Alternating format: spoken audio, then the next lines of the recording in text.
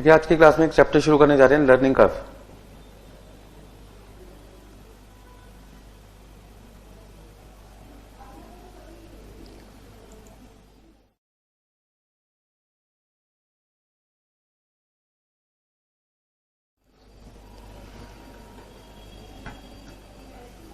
देखिए learning curve एक ऐसी टेक्निक है जहां पर एक मैन्युफैक्चरर एक ही काम यदि बार बार करवाता है अपने वर्कर से, तो वर्कर का जो टाइम है वो पहली बार में ज्यादा लगता है, दूसरी बार में उसी काम को करने में कम लगता है, जिसकी वजह से पहली यूनिट बनाने की लेबर कॉस्ट ज्यादा आएगी और दूसरी यूनिट बनाने की लेबर कॉस्ट पहले से क्या हो जाएगी, कम हो जाएगी, क्योंकि पहली बार का समय वर्कर का ज्यादा होगा, दूसरी बार का समय कम होगा। अच्छा, लर्निंग कर्व टेक्निक कहां पे यूज हो सकती है? जहां पर वर्कर इस तरीके से काम करते हैं कि वो हमेशा कुछ ना कुछ सीखते हैं और सीखने की वजह से पहली बार, क्योंकि उनके पास नॉलेज कम होती है किसी काम को करने की, इसलिए उन्होंने समय क्या लिया, ज्यादा। लेकिन जब दूसरी बार उन्होंने उस काम को किया तो पहली बार जो उसको अपने में कमी दिखाई दी, उसने वो कमी दूर कर दी, इससे दूसरी यूनिट बनाने में उसको समय क्या लगा, कम। जब उसने फिर तीसरी, चौथी, पांचवी यूनिट बनाई तो हर बार उसको लगा मुझसे कुछ ना कुछ पहले गलती होती जा रही है, जिसकी वजह से मेरा समय क्या लग रहा है, ज्यादा। और वो हर बार अपने आप को इंप्रूव कर रहा है, जिसकी वजह से हर बार उसका टाइम पहले से क्या होता जा रहा है, कम होता जा रहा है। तो ऐसी टेक्निक को हम कहते हैं लर्निंग कर्व टेक्निक, जिससे आप अपनी कॉस्ट को पर यूनिट क्या कर सकते हैं, कम कर सकते हैं। तो देखिए सबसे पहला पॉइंट है, किसी भी बिजनेस में हमारी जो टोटल कॉस्ट होती है वो हम कैसे पता लगाते हैं कितनी है? तो टोटल कॉस्ट में एक हमारे पास है वेरिएबल कॉस्ट और दूसरी हमारे पास में है फिक्स कॉस्ट। फिक्स कॉस्ट का लर्निंग कर्व से कोई लेना देना नहीं है, क्योंकि वर्कर 1 घंटे में 4 यूनिट बनाए या 1 घंटे में 5 यूनिट बनाए या 1 घंटे में 6 यूनिट बनाए, फैक्ट्री का जो रेंट है वो तो उतना ही जाएगा जितना जाता है। तो लर्निंग से फिक्स कॉस्ट का कोई कनेक्शन नहीं है।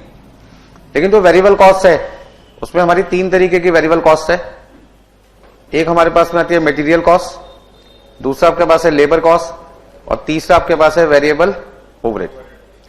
लेबर कॉस्ट निकालने के लिए हम फॉर्मूला लिखते हैं labour hours into labour rate per our, और वेरिएबल ओवरहेड्स निकालने के लिए हम निकालते हैं machine hours into machine our या मशीन रेट, मतलब जो भी खर्चे फैक्ट्री के वो ले सकते हैं।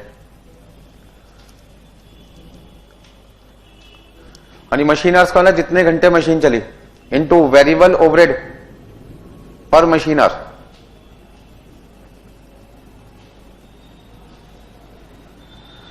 मान लीजिए 1 यूनिट बनाने में वर्कर 100 घंटे काम करता है या 10 घंटे ले लेते हैं, छोटा सा एग्जांपल लेते हैं।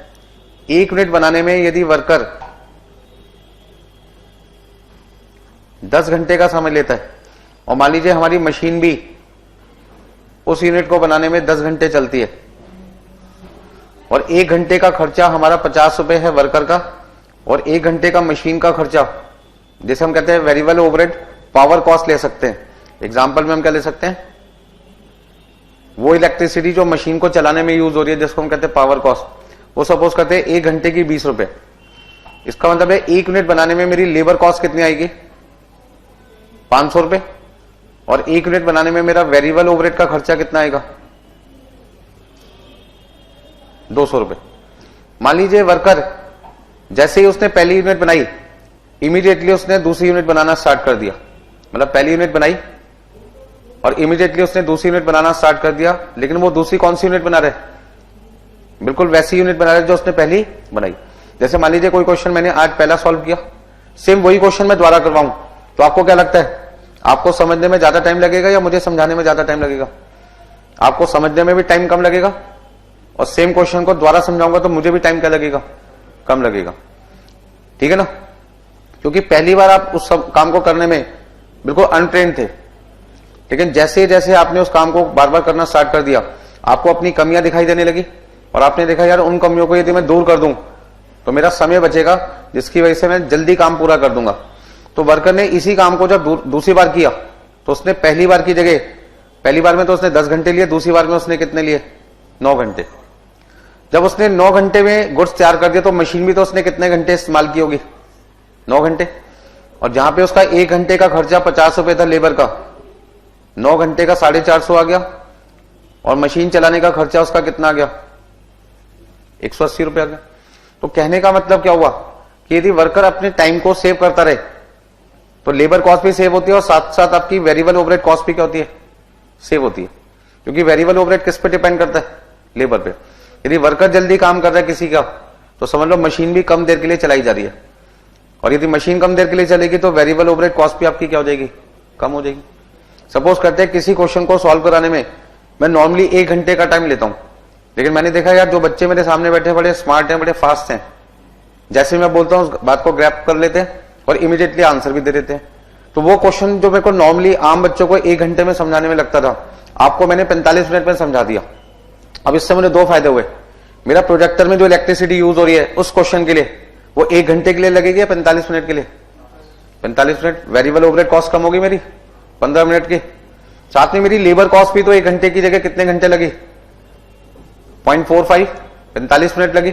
मतलब 15 मिनट का मैंने टाइम क्या कर लिया, सेव कर लिया। वो 15 मिनट में किसी और क्वेश्चन में लगाऊंगा, तो मेरी लेबर कॉस्ट एक क्वेश्चन की जहां 1 घंटे की आती थी वो 45 मिनट की आएगी, और जहां मेरा प्रोजेक्टर का खर्चा 1 घंटे का आना था बिल, वो उस क्वेश्चन के लिए कितना आएगा, 45 मिनट का। इसका ना वर्कर यदि जल्दी काम कर रहे हैं तो लेबर कॉस्ट के साथ साथ हम वेरिएबल ओवरहेड कॉस्ट भी क्या कर सकते हैं, बचा सकते हैं।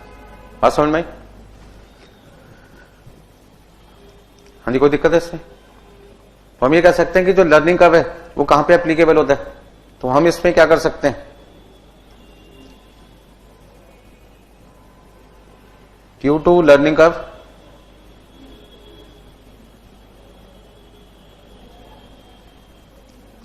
labor cost and variable overhead can be saved। ठीक है जी। हाँ जी, लर्निंग कर्व की वजह से लेबर कॉस्ट और वेरिएबल ओवरहेड को हम क्या कर सकते हैं, सेव कर सकते हैं, मतलब रिड्यूस कर सकते हैं। कैसे कर सकते हैं, एग्जांपल आपके सामने नोट कर लीजिए। ये तो रिकवरी रेट है, क्या बोलते हैं इसको, रिकवरी रेट। हमने कभी 1 घंटे का हम आपको 50 रुपए देंगे, आपने कहा मैं 10 घंटे काम कर रहा हूं तो 500 लेके जाओगे। अब यदि आप उस काम को 10 घंटे की जगह 9 घंटे में करोगे तो मैं उस काम के आपको 500 की जगह कितने दूंगा, 450 दूंगा ना। 50 रुपए का रेट हमने जैसे निकाला हुआ total overhead divided by total number of hours. नहीं, हमने तो वर्कर से बातचीत कर रखी है कि भाई तू 1 घंटे के कितने पैसे लेगा। अब जैसे मान लीजिए आप मेरे एक वर्कर हो, तो मैंने आपसे पूछा यार हमारी फैक्ट्री के अंदर रिमोट कंट्रोल बनते हैं, तो आप बताओ आर्ली बेसिस पे कितने पैसे लोगे। हाँ, 20 का रेट तो हमने पहले से फिक्स कर रखा हो, तो बजटेड आवर्स के बेस पे निकाला होगा, budgeted overhead divide by budgeted working hours. तो हमने एक रेट निकाल दिया, रिकवरी रेट 20 रुपए। अब वर्कर यदि 10 घंटे की जगह उस काम को 9 घंटे में कर देगा तो मैं उसको 20 रुपए के हिसाब से पहले 200 रुपए दिया करता था, तो कस्टमर से वेरिएबल ओवरहेड की कॉस्ट कितनी मांग रहा था, 200। अब यदि वो काम मेरा 9 घंटे में पूरा हो जाएगा तो मैं अपने कस्टमर से 9 घंटे का वेरिएबल ओवरहेड कितना मांगूंगा, 180।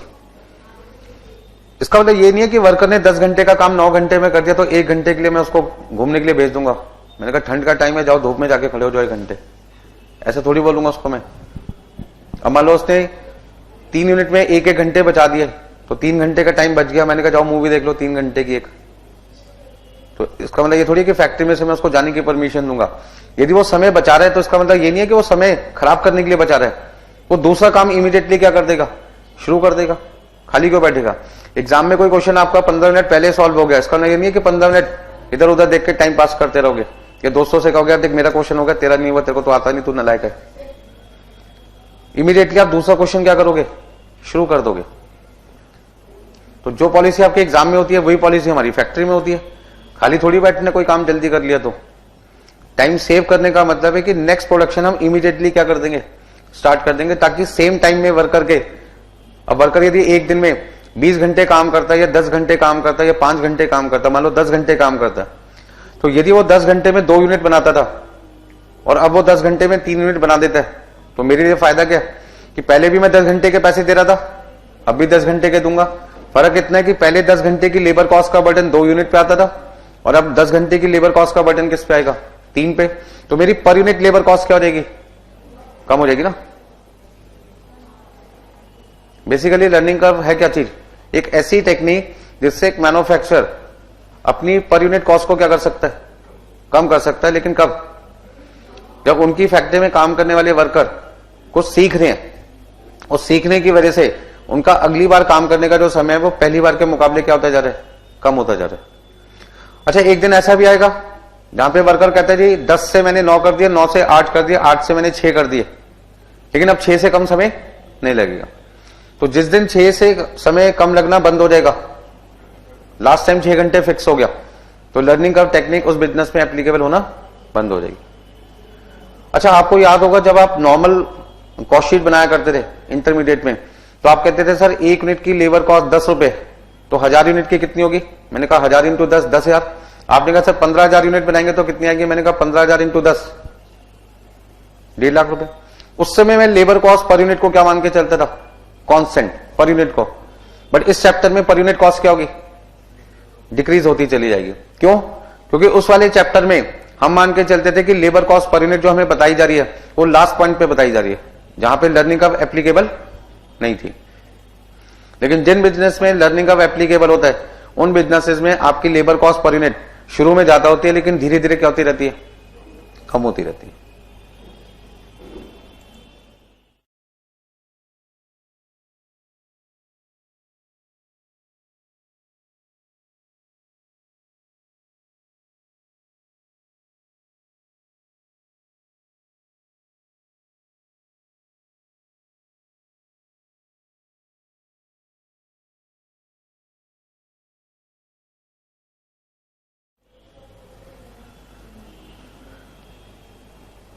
देखिए भाई, एक एग्जांपल लेके आपको और समझाता हूं। सबसे पहले मान लीजिए हमारी फैक्ट्री के अंदर वर्कर जब 1 यूनिट बनाने आए तो उनको टोटल समय कितना लगा? सपोज करते हैं 100 घंटे का टाइम लगा। लेकिन जब उन्होंने दूसरी यूनिट बनाई तो उनका समय पहले से, यदि वर्कर सिर्फ 1 यूनिट बनाता है तो उसको कितने घंटे लगते हैं? 100 घंटे। जब वर्कर ने पहली यूनिट बनाई थी 100 घंटे में और दूसरी यूनिट उसने 90 घंटे में बनाई, तो बताइए 2 यूनिट बनाने में टोटल समय कितना लगा उसको? 190। 190 कैसे आया? पहली यूनिट का टाइम तो उसका कितना था? 100 का। भाई सबसे पहले वर्कर ने 1 यूनिट बनाई, कितने घंटे लगे? 100। फिर उसने एक और यूनिट बना दी, तो जो उसने दूसरी यूनिट बनाई उसका टाइम उसको कितना लगा? 90 घंटे। तो हम ये कहेंगे 2 यूनिट बनाने में टोटल समय कितना लगा? 190 घंटे। बात समझ में आ गई ना? वर्कर ने पहली यूनिट बनाई 100 घंटे में, दूसरी यूनिट बनाई 90 घंटे में, फिर तीसरी यूनिट भी बनाई होगी उसने, तो मान लीजिए उसका टोटल टाइम लग गया 275। तो अब उसका जो टाइम है वो कितना लगा होगा? पहली यूनिट में 100 घंटे, दूसरी में 90, और तीसरे में देखो कितना आता है? 85। इसका ना धीरे धीरे उसका समय क्या होता जा रहा है? कम। पहली बार में उसे कुछ काम नहीं आता था, समय क्या लगा? सबसे ज्यादा। दूसरी बार में उसने अपनी गलतियां ढूंढी और उसने 100 से कितने पे लिया? 90 पे। तीसरी बार वो अपनी कमियों को ढूंढी, कमियां ढूंढने के बाद उसने अब तीसरी यूनिट 90 की जगह कितने में बना दी? 85। इसका ना जब तक वो अपनी कमियों को आइडेंटिफाई करता रहेगा और उनको रेक्टिफाई करता रहेगा, नेक्स्ट प्रोडक्शन में उसका समय क्या होता जाएगा? कम होता जाएगा।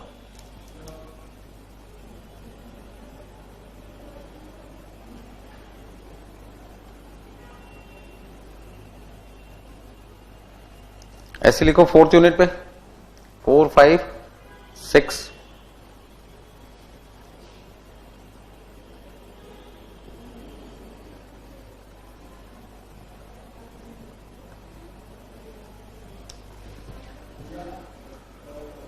मान लीजिए हमारे को लेबर कॉस्ट निकालनी है और हमें क्वेश्चन में labour rate per our suppose करते हैं 10 रुपए दिया हुआ है, तो 10 रुपए के हिसाब से लेबर कॉस्ट कितनी आ जाएगी?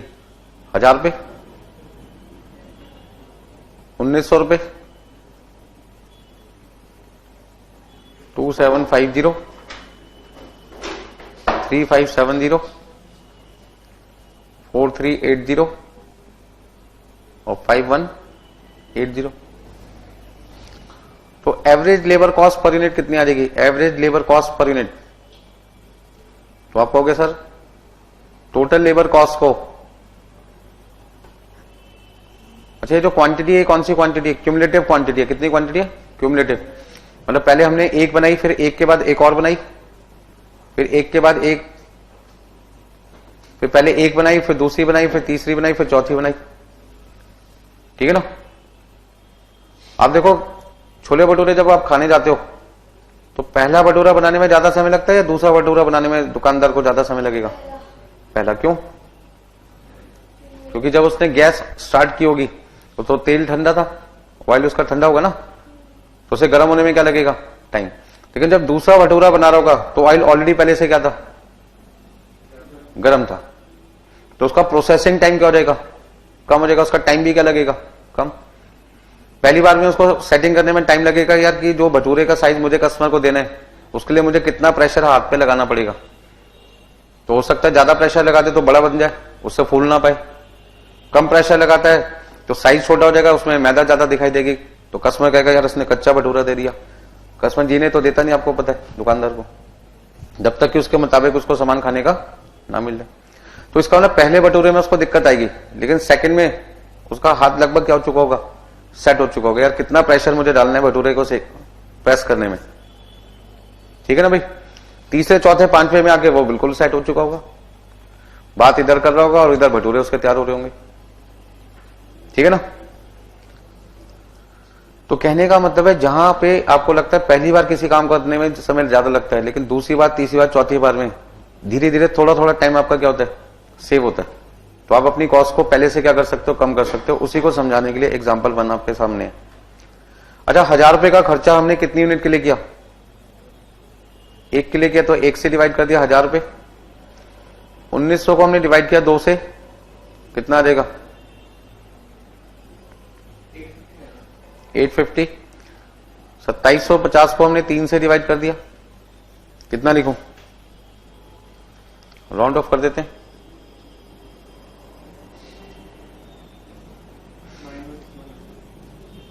यानी 4 से डिवाइड कर दिया, 900 से कुछ कम आएगा, 892। राउंड ऑफ कर देने यदि 0.5 या उससे ऊपर आता है तो, यानी कैलकुलेटर निकाल लेते हैं हम भी। 893।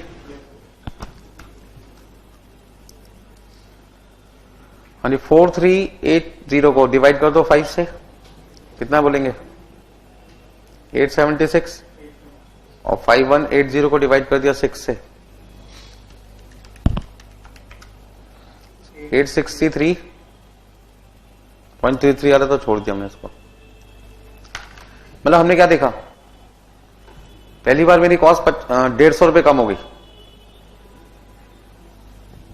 मतलब जहां खाली मैं 1 यूनिट बनाता हूं, जहां मैं खाली 1 यूनिट बनाता हूं 1000 रुपए की लेबर कॉस्ट आती है, लेकिन यदि मैं 2 यूनिट बनाऊं एक के बाद एक, तो मेरी कॉस्ट 1000 से कितनी हो जाएगी? 850 पर यूनिट, मतलब 150 रुपए पर यूनिट कॉस्ट क्या हो जाएगी? कम। लेकिन लर्निंग कर्व टेक्निक से पहले जो हम हर चैप्टर में अपनी कॉस्ट निकालते थे, वहां मान के चलते थे यदि 1 यूनिट बनेगी तो 1000 रुपए के हिसाब से कॉस्ट कितनी आएगी? 1000। 2 यूनिट बनेगी तो 1000 रुपए के हिसाब से कितनी कॉस्ट आएगी? 2000। आपको याद होगा हर चैप्टर में हम लेबर कॉस्ट को वेरिएबल कॉस्ट मान के चलते थे, ये सोच के कि पर यूनिट कॉस्ट करेगी कांस्टेंट रहेगी, क्योंकि वहां पे लर्निंग रेट एप्लीकेबल नहीं था। क्यों नहीं था? क्योंकि जो रेट आपको क्वेश्चन में बताया जाता है तो कौन से पॉइंट पे बताया जाता है? लास्ट पॉइंट पे। लास्ट पॉइंट का मतलब कि उसके बाद आपकी कॉस्ट कम नहीं हो सकती। तो उसका ना, यदि मैं विदाउट लर्निंग रेट की बात करूं तो मेरी कॉस्ट लगेगी 2000 रुपए। लर्निंग के बाद कितनी लगेगी? 2 यूनिट बनाने में 1900 लगेगी ना। तो इसका ना, मैंने कितने रुपए कॉस्ट बचा ली? 100 रुपए कॉस्ट बचा ली।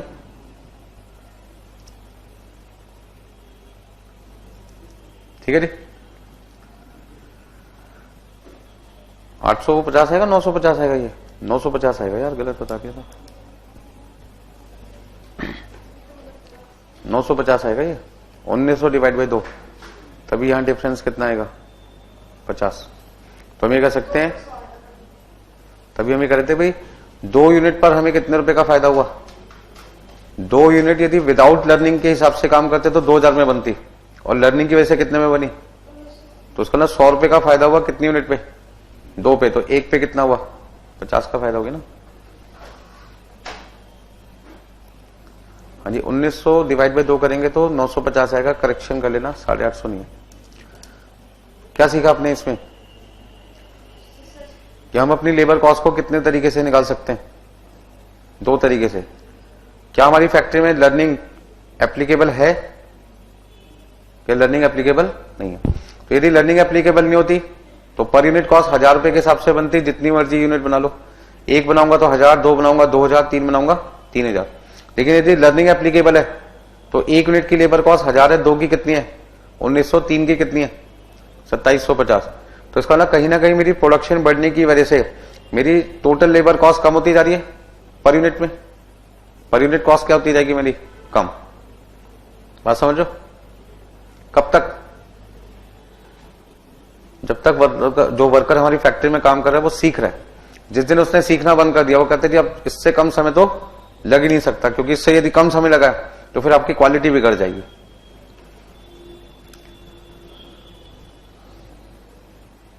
रिपीट करना कुछ इसमें? अच्छा, एक बात बताइए, सबसे पहले इस तरीके के जो पॉइंट्स हैं वो किसके दिमाग में आए होंगे? आपके मेरे तो आए नहीं होंगे। या जो वर्कर है वो काम सीख रहा होगा तो हर बार वो समय कम लेगा।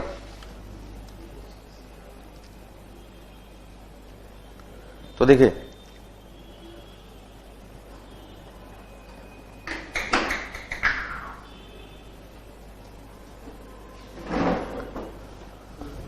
एक पर्सन है थियोडोर पी राइट। ये वो पर्सन है जिसने लर्निंग ऑफ टेक्निक को सबसे पहले अंडरस्टैंड किया था। कैसे अंडरस्टैंड किया? वो कहते थे एक फैक्ट्री में मैं गया तो मैंने देखा यार पहली बार एक काम करने में समय वर्कर ने क्या लिया? ज्यादा। पर उसी वर्कर ने जब उसी काम को दोबारा किया तो पहले से समय क्या लिया? कम लिया। तो थियोडोर पी राइट के हिसाब से हम आपको एक थ्योरी समझाते हैं। मान लीजिए हमारी जो यूनिट्स हैं, लिखते जाना, यूनिट्स है 1 2 3 4 5 6 7 8 9 10 11 12 13 14 15 16।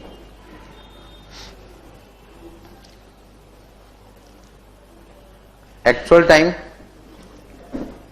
पर यूनिट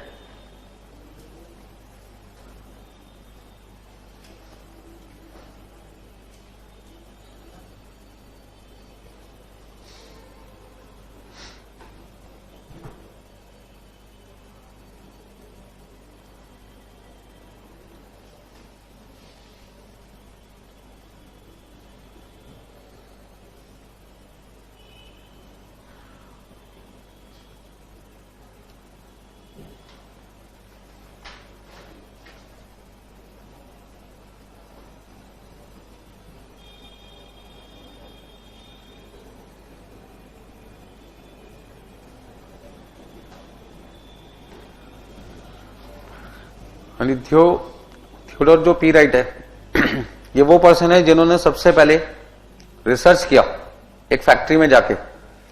यदि एक वर्कर 1 यूनिट बनाने में 10 घंटे टाइम लेता है एक्चुअल में, तो वो वहीं पे बैठे रहे फैक्ट्री के अंदर कि पहला काम वर्कर ने कितनी देर में किया? 10 घंटे में। फिर उसी वर्कर ने जब 1 यूनिट के बाद दूसरी यूनिट बनाई तो दूसरी यूनिट बनाने में उसने समय 10 की जगह कितना लिया? 8 घंटे लिया। तीसरी यूनिट बनाने में वर्कर ने, मतलब 2 यूनिट तो बन चुकी, जब तीसरी यूनिट बनी तो वर्कर ने 8 की जगह कितना समय लिया? 7.5 घंटे। जब वर्कर ने चौथी यूनिट बनाई तो उसने समय लिया 6.9 आवर्स।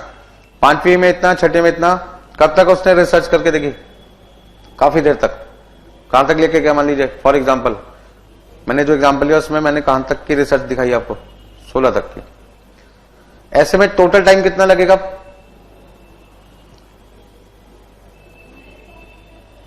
हाँ जी, टोटल आवर्स कैसे निकालोगे आप?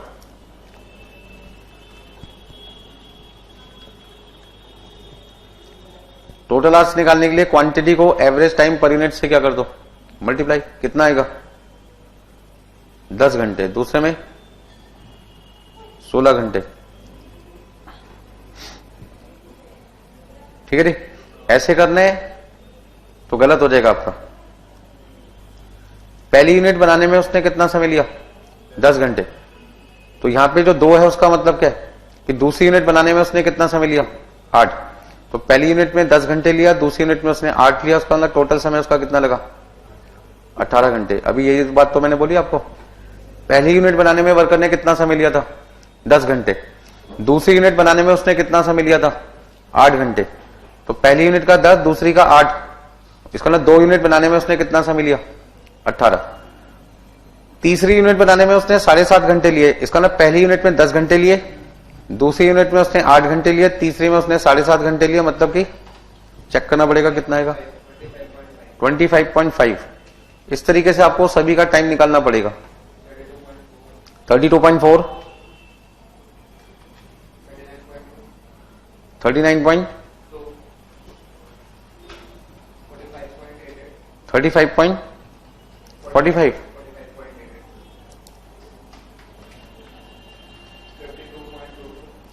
52.22, 58.32, 64.28, 70.18, 76.04 और बताइए 81.88,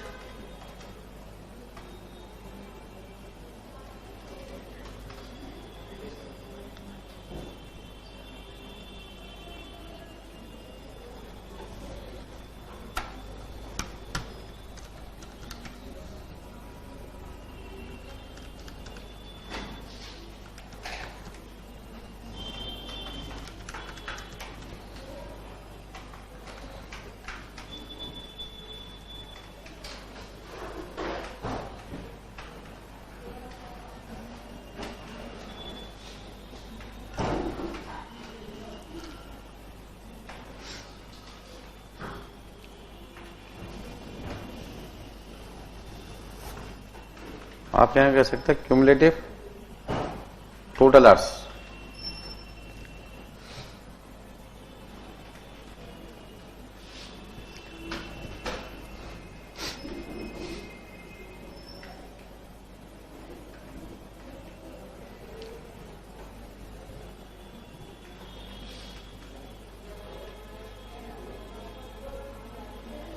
ठीक है इतना?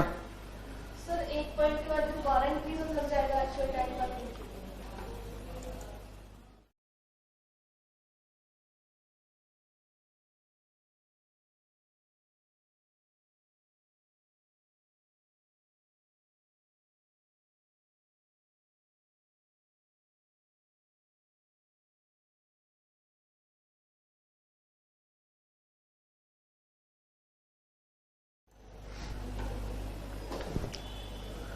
ये 5.82 है ये। अब देखिए क्वेश्चन में हम निकाल रहे हैं एवरेज टाइम पर यूनिट। यानी क्वेश्चन में एवरेज टाइम हमें पर यूनिट निकालना है। तो average time per unit equal to कैसे निकालेंगे? टोटल आवर्स को क्वांटिटी से क्या कर दो? डिवाइड। तो पहली 1 यूनिट बनाने में वर्कर को 10 घंटे का समय लगा, तो 10 को मैंने 1 से डिवाइड किया, मेरे पास आ गया 10 घंटे। फिर मैंने 18 को 2 से डिवाइड किया तो 9 घंटे एवरेज आ गए। फिर 25.5 को मैंने डिवाइड किया किससे? 3 से। तो 25.5 को 3 से डिवाइड करने पे कितना आ गया? 8.5 आवर्स। 32.4 को मैंने 4 से डिवाइड किया, 8.1। 39.2 को मैंने 5 से डिवाइड किया, तो 39.2 डिवाइड बाई 5 इक्वल टू 7.84। इस तरीके से आपको टाइम निकालना पड़ेगा। कितना कितना आएगा? 7.65, 7.51, 7.29,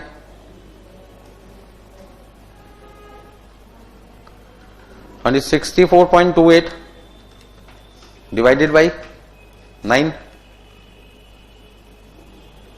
7.14,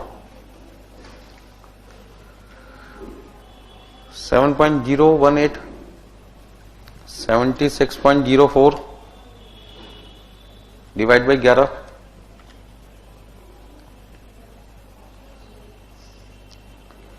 and 81.88,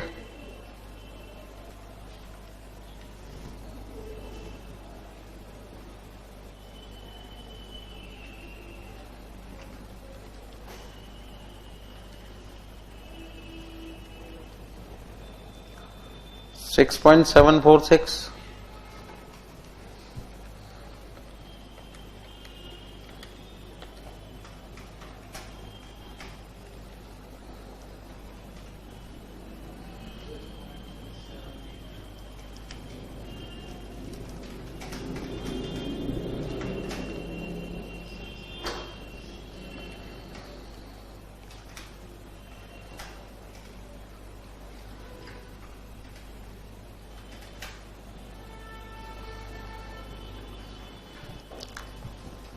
इस तरीके से हमने आर्ट्स निकाल दिए।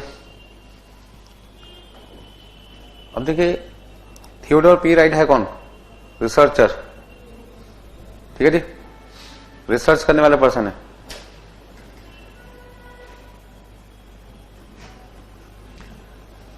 तो सबसे पहले देखिए रिसर्च करने वाले लोग जो होते हैं वो एक तरीके से ऐसे लोग होते हैं जो जब तक कोई कंक्लूजन ना निकल जाए खाना पीना छोड़ देते हैं, ठीक है ना। ऐसे लगता है जैसे कि यार इनको दुनिया में कोई होश ही नहीं है, खो जाता है अपने काम में। उनमें से एक बंदे का नाम है थियोडोर पी राइट। इन्होंने सबसे पहले फैक्ट्री में जाके देखा कि क्या हमारे जो वर्कर हैं वो हर बार सेम टाइम लेते हैं काम को करने में या फिर कुछ समय उनका कम भी हो सकता है।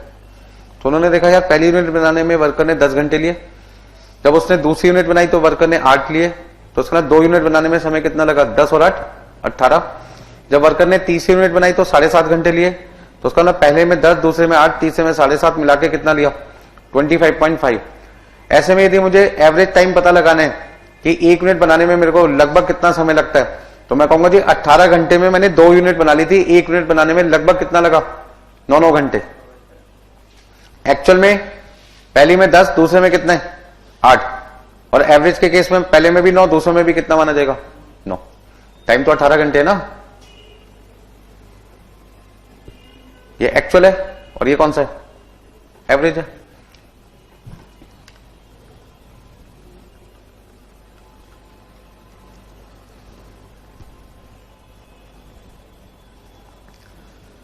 यहां तक कोई दिक्कत? अब थियोडोर पी राइट कहता है कि यार यहां तक जो काम किए वो तो कोई भी कर सकता है, तो फिर मेरा नाम दुनिया में कैसे होगा? लोग मुझे कब याद रखेंगे? जब मैं कुछ इस डाटा से, जो डाटा आपके सामने मैंने लिखा हुआ है, उससे कोई इंफॉर्मेशन आपको समझाऊं, कोई फॉर्मूला समझाऊं, कोई लॉजिक समझाऊं, कोई कॉन्सेप्ट आपको समझाऊं। तो उसने रिलेशन स्टार्ट करने, मतलब रिलेशन ढूंढने स्टार्ट कर दिया। उन्होंने कहा जी पहली यूनिट और दूसरी यूनिट में समय कितना है? 1 घंटे बचा, ठीक है ना। दूसरी यूनिट और तीसरी यूनिट में 0.5 आवर्स बचा, तीसरी यूनिट और चौथी यूनिट में 0.4 बचा। तो क्या आपस में कोई रिलेशन बन रहा है इनके बीच में? आपस में कोई रिलेशन बन रहा है? नहीं। चेक करते हैं। 1 घंटे का टाइम 10 घंटे का कितने % हुआ? 10%। इसका मतलब वर्कर ने पहली यूनिट से दूसरी यूनिट पे जाते टाइम एवरेज कितना टाइम बचाया? 10% टाइम बचाया। 10% टाइम बचाया। आप ऐसे भी कह सकते हो, या भी कह सकते हो कि पहली यूनिट से दूसरी यूनिट बनाने में आपको समय कितना लगा? 90% लगा। कितना लगा? 90%। यानी 10 घंटे की जगह आपका काम यदि 9 घंटे में हो रहा है, इसका मतलब आपने एवरेज कितना टाइम बचाया? 10% टाइम बचाया। बल्कि आप ये कह सकते हो समय कितना लिया? 90% लिया। अच्छा, यहां से यहां के बीच में रिलेशन देखते हैं। तो 8.5 डिवाइड बाई 9 इंटू 100 कितना रहे? 94.44%। फिर 8.5 से 8.1 पे गए, अब कितना आएगा?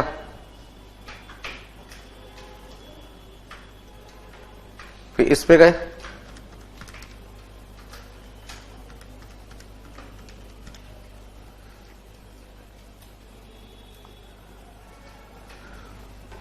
हाँ जी। थियोडोर पी राइट कहता है यार कोई कंक्लूजन ही निकल रहा, हर चीज बढ़ी जा रही है और बढ़ भी इस तरीके से रही है कि कोई परसेंटेज आपस में सेम नहीं है, इनके बीच में आपस में कोई डिफरेंस भी सेम नहीं है। तो उसने कहा कोई बात नहीं, फिर से ट्राई करेंगे। अभी जो उसने गैप लिया वो फर्स्ट से सेकंड पे लिया, सेकंड से थर्ड पे लिया, थर्ड से उसने क्या लिया? फोर्थ पे लिया। अब वो कहते हैं मैं फर्स्ट से सेकंड पे जाता हूं, सेकंड से किस पे जाता हूं? 4 पे जाता हूं, फिर देखता हूं कुछ होता नहीं होता। तो 9 घंटे 10 घंटे का कितना हुआ?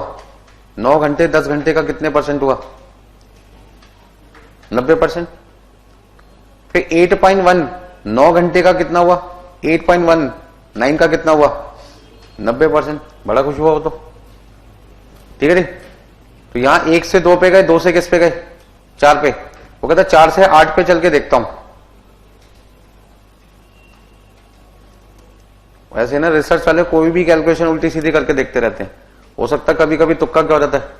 भिड़ जाता है, और जिस दिन तुक्का भिड़ गया उस दिन वो कॉन्सेप्ट बन जाता है, बंदे का नाम हो जाता है मार्केट में, ठीक है ना। बट ऐसी सोच हम नहीं रखते, ना आप ना मैं। आपको पढ़ने से मतलब, मुझे पढ़ाने से मतलब। पर ये जो लोग होते हैं ये बड़े खास बंदे होते हैं। इनका काम क्या होता है, जब तक कोई रिजल्ट ना आ जाए शांत नहीं बैठते।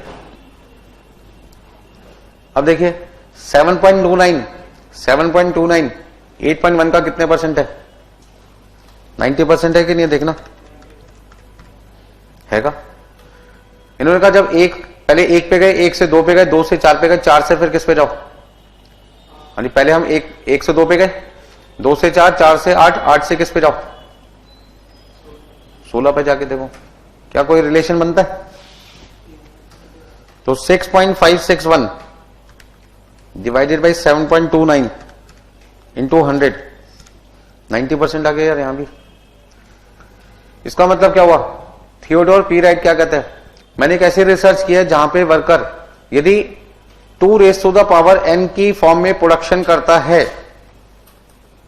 2n की रेशियो में प्रोडक्शन करता है, तो उस केस में इतनी मेहनत करने की जगह हम डायरेक्टली क्या पता लगा सकते हैं? एवरेज टाइम पर यूनिट पता लगा सकते हैं।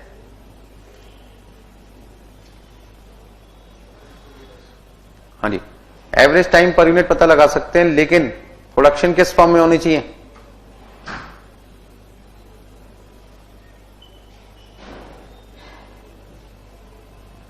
हाँ जी, प्रोडक्शन किसकी फॉर्म में होनी चाहिए? 2n। अब ध्यान से समझना, यहां पे हमने लिखा पावर 2 0, स्टार्टिंग तो 0 से होती है, फिर ये होगी 2 पावर 1, फिर ये 2 पावर 2, 2 पावर 3 और 2 पावर 4। 2 पावर 0 को क्या कहते हैं? 1। 2 की पावर 1 को क्या कहते हैं? 2। 2 की पावर 2 को क्या कहते हैं? 4। 2 की पावर 3 को क्या कहते हैं? 8। और 2 की पावर 4 को क्या कहते हैं? 16। वो कहते हैं जब भी आपकी फैक्ट्री में प्रोडक्शन 2n की फॉर्म में होगा, तो आप उस केस में लर्निंग कर्व टेक्निक को यूज करके directly average time per unit निकाल सकते हैं। पर एक समस्या आ गई इस रिसर्च में। वो रिसर्च में समस्या क्या आ गई कि यहां जो हमें सॉल्यूशन मिल रहा है वो केवल किसका मिल रहा है? जब हमारी प्रोडक्शन किस फॉर्म में होगी? 2n यूनिट्स बनेगी, तो हम directly average time per unit निकाल सकते हैं नेक्स्ट प्रोडक्शन का। अच्छा, यदि कोई मुझसे पूछे 2 पावर 5 जिसका मतलब 32 है, आप उसका एवरेज टाइम बता सकते हो? मैंने कहा हाँ बता सकता हूं। कैसे बताऊंगा? अब आप खुद सोचो, ये टाइम 90% है इसका, ये वाला टाइम कैसे निकाला मैंने? 7.29 का 90% करके। अच्छा, ये वाला टाइम कैसे निकाला होगा? 8.1 का 90% करके। ये वाला टाइम कैसे निकाला है? 9 का 90% करके। ये वाला कैसे निकाला है? 10 का 90%, मतलब यदि मेरे को प्रीवियस टाइम मिल जाए, क्या मिल जाए, प्रीवियस टाइम, तो मैं नेक्स्ट टाइम निकाल सकता हूं प्रीवियस टाइम का 90% करके। तो यदि मुझे 2⁵5 मतलब 32 यूनिट का आंसर निकालना है, तो 32 यूनिट का आंसर निकालने के लिए 6.561 का मुझे कितने परसेंट करना पड़ेगा, 90%। तो 6.561 का 90% मैंने किया, कितना आ गया, 9049। और यदि मुझे टोटल टाइम चाहिए तो टोटल कैसे निकालूंगा, टोटल को 32 से क्या कर दो, मल्टीप्लाई। भाई एवरेज कैसे निकाल रहे हो, टोटल को 32 से डिवाइड करके। तो यदि टोटल निकालना है तो 32 से क्या कर दो, मल्टीप्लाई कर दो, मेरे पास आ जाएगा 188.95 या 96 लिख देते हैं। चलो पूरा लिख दिया मैंने यहां पे समझाने के लिए। तो थियोडोर पी राइट कहता है कोई बात नहीं, ये फॉर्मूला हर जगह एप्लीकेबल नहीं है, मैं मानता हूं इस बात को, लेकिन कहां पे एप्लीकेबल है, जहां पे आपकी प्रोडक्शन 2⁻n की फॉर्म में होगी। तो वहां पे आपको शॉर्टकट तरीका मिल गया, क्या पता लगाने के लिए कि आपकी एवरेज टाइम पर यूनिट कितनी लगेगी, और आप उसकी मदद से क्या निकाल सकते हैं, टोटल टाइम पता लगा सकते हैं। जैसे आपको टोटल टाइम पता चल जाएगा, लेबर रेट पर आवर से मल्टीप्लाई करके टोटल लेबर कॉस्ट निकाल सकते हो, कितनी यूनिट की, 32 यूनिट की, 16 यूनिट की, 8 यूनिट की, 4 की, 2 की और किसकी, 1 की। अब लोगों को जब हमने ये तरीका बताया तो बहुत सारे लोग बड़े खुश हुए, उन्होंने ताली बजाई, यार बंदा बड़ा अच्छा है, हमारे लिए इसने एक अच्छा फॉर्मूला निकाला। लेकिन कुछ लोग होते हैं ना कमी निकालने वाले, वो कहते हैं यार इस बंदे के एक कमी छोड़ दी इसने, कि इसका फॉर्मूला सिर्फ एप्लीकेबल है कहां पर, जहां हमारी प्रोडक्शन 2⁻n की फॉर्म में होती है, जहां पे हमारी प्रोडक्शन 3 यूनिट हो, 5 हो, 6 हो, 7 हो, 9 हो, तो इसका मतलब है थियोडोर पी राइट का फॉर्मूला लगेगा नहीं वहां पे। तो ऐसे केस में फिर ये शॉर्टकट फॉर्मूला एप्लीकेबल नहीं होगा। तो थियोडोर पी राइट ये कहता है भाई कोई भी फॉर्मूला मैंने जो डेवलप किया वो हर सिचुएशन के लिए नहीं है, एक पर्टिकुलर सिचुएशन के लिए। यदि पर्टिकुलर सिचुएशन को आपकी कंपनी में फॉलो किया जाता है तो आप मेरे शॉर्टकट का बेनिफिट लेके एवरेज टाइम पर यूनिट निकाल सकते हो, जिससे क्या निकाल सकते हो, टोटल टाइम, और टोटल टाइम से क्या निकाल सकते हो, लेबर कॉस्ट। ठीक है जी, एक शॉर्टकट दिया है। जैसे मटेरियल कॉस्टिंग आपको याद होगा, इकोनॉमिक ऑर्डर क्वांटिटी निकालते थे और उसमें एक फॉर्मूला था किसका, RM विल्सन का, रिचर्ड माइकल विल्सन, जो EOQ का फॉर्मूला बताते थे, √2 into annual demand into cost per order divided by carrying cost per unit per annum. तो विल्सन ने क्या कहा था कि मेरी कुछ अजम्पशंस है जिसके अंडर ये फॉर्मूला आपको सही लगेगा। यदि सप्लायर आपको डिस्काउंट देता है तो मेरे फॉर्मूले से कॉस्ट क्या हो सकती है, ज्यादा हो सकती है, और डिस्काउंट मिलने की वजह से आपकी टोटल कॉस्ट क्या हो सकती है, कम। तो डिस्काउंट मिलने पे विल्सन कहता है मेरा फॉर्मूला गलत आंसर भी दे सकता है, इसलिए ये डिस्काउंट के केस में सही नहीं है, एप्लीकेबल नहीं करना। तो कुछ कंडीशंस में उनका फॉर्मूला एप्लीकेबल है ना, हर कंडीशन के लिए थोड़ी सेटिस्फेक्शन होगा। बात समझ में आ रही है? तो अलग अलग केसेस के लिए अलग अलग फॉर्मूले बने हुए हैं। अच्छा, जो लोग कहते हैं हमारी फैक्ट्री के अंदर डबल प्रोडक्शन नहीं होती प्रीवियस की, अब यहां पे कॉन्सेप्ट क्या है, नेक्स्ट प्रोडक्शन प्रीवियस प्रोडक्शन का डबल है, नेक्स्ट प्रोडक्शन प्रीवियस प्रोडक्शन का डबल है। 32 डबल है किसका, 16 का, 16 डबल है किसका, 8 का, 8 डबल है किसका, 4 का, 4 डबल है किसका, 2 डबल है किसका। जहां पे आपकी प्रोडक्शन प्रीवियस प्रोडक्शन का डबल होता है वहां पे शॉर्टकट एप्लीकेबल है, लेकिन जहां पे डबल ना हो तो थियोडोर पी राइट कहता मुझे कुछ नहीं पता। ठीक है ना, फिर उस केस में दूसरा तरीका बताएंगे आपको, हार तो मानने वाले नहीं है ना हम भी। तो इसका मतलब है क्वेश्चन को हमने कितने पार्ट में डिवाइड करना है, 2 पार्ट में। When next production equal to double of previous production, तो हम थियोडोर पी राइट की जो सोच है उसको यूज करके अपना जल्दी से आंसर निकाल सकते हैं। जल्दी का मतलब पहले एवरेज टाइम निकालेंगे, उससे टोटल टाइम निकालेंगे, फिर लेबर रेट पर आवर से मल्टीप्लाई करके टोटल लेबर कॉस्ट निकाल देंगे। बात समझ में आ गई? नोट कर लिया यहां तक सबने? तो देखिए टाइप्स ऑफ क्वेश्चन,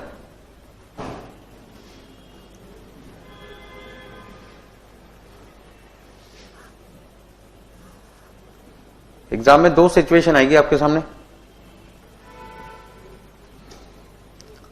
केस 1 जैसे हम कहते हैं सिंपल, केस 2 थोड़ा सा कॉम्प्लिकेटेड है।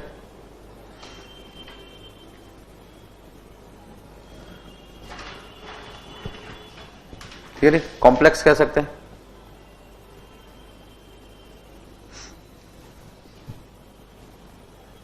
सिंपल का मतलब क्या है, जहां पर आपकी नेक्स्ट प्रोडक्शन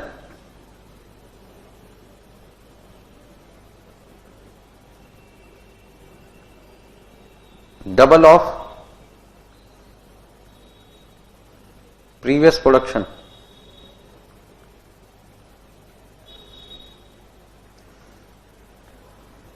वहां पर हम थियोडोर पी राइट का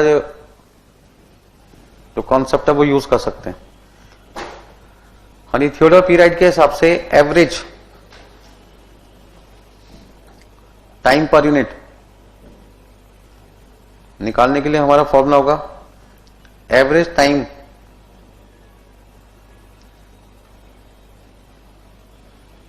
per unit of previous production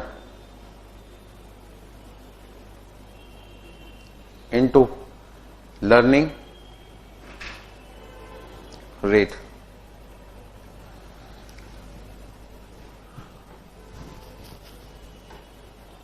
ठीक है जी। दूसरा case,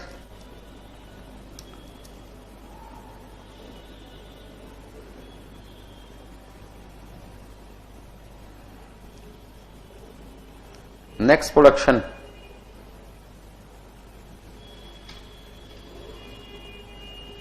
not equal to double of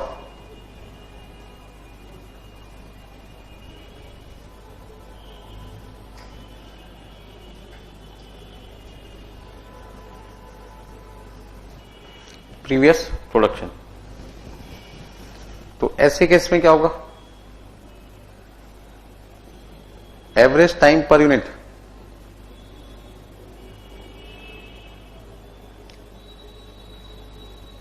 निकालने के लिए हम फॉर्मूला यूज करेंगे। हाँ जी, एवरेज टाइम पर यूनिट को हमने डिनोट कर दिया किससे, वाई से, equal to A X power B.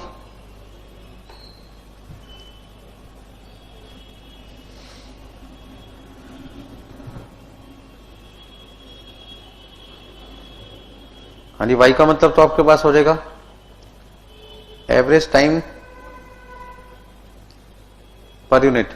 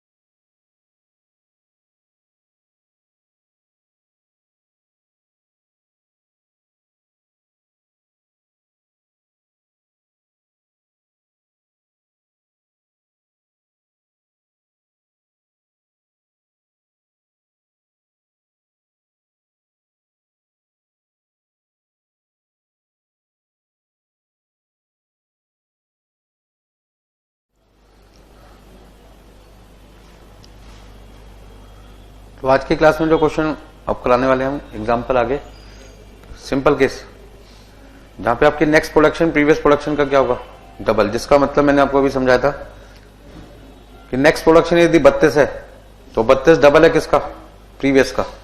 तो 32 डबल है 16 का, 16 डबल किसका है, 8 का, 8 डबल है किसका, 4 डबल है किसका, 2। तो ऐसे केस में यदि मुझे 32 का एवरेज टाइम चाहिए तो 32 का एवरेज टाइम निकालने के लिए 16 का एवरेज टाइम निकालो और उसको लर्निंग रेट से क्या कर दो, मल्टीप्लाई। तो ये जो 90% है वो 90% क्या चीज है, लर्निंग रेट। लर्निंग रेट का मतलब है कि अगला काम करने में प्रीवियस टाइम का कितना समय लगेगा, 90%।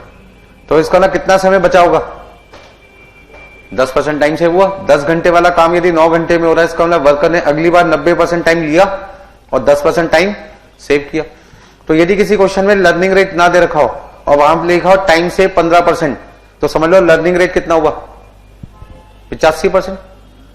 यदि टाइम सेव लिखा है 20% तो लर्निंग रेट कितना हो गया, 80%। टाइम सेव लिखा है 25% तो लर्निंग रेट 75% हो गया। तो कभी कभी तो क्वेश्चन में लर्निंग रेट दे रखा होता है, कभी कभी लर्निंग रेट की जगह परसेंटेज ऑफ टाइम सेव दे रखा होता है। तो एक बात और लिख लेंगे, learning rate if not given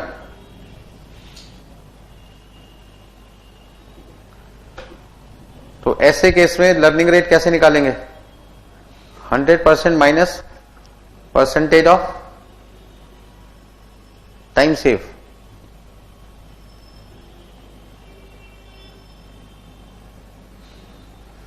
अब जैसे क्वेश्चन में लिखा हुआ टाइम सेव 5% है तो उसका लर्निंग रेट कितना हो गया, 95%। यदि वो कहते हैं टाइम सेव 10% है तो लर्निंग रेट कितना हो गया, 90%। टाइम सेव 12% है तो लर्निंग रेट हो गया 88%। टाइम सेव 15% है तो लर्निंग रेट कितना आ जाएगा, 85%। बात समझ में आ गई।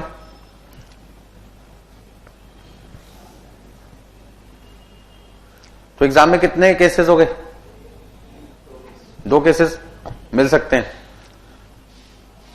केस नंबर 2 में क्योंकि आपको आंसर निकालना है किसका,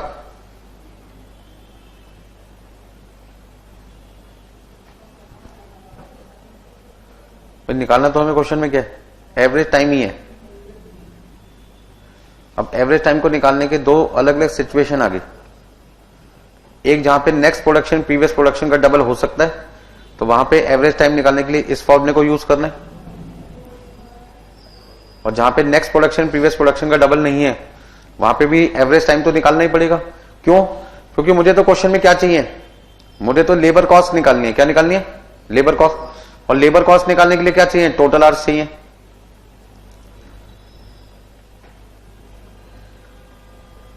हाँ जी, लेबर कॉस्ट निकालने के लिए चाहिए total hours into labour rate बराबर। और टोटल आवर्स निकालने के लिए क्या चाहिए, average time per unit into total quantity.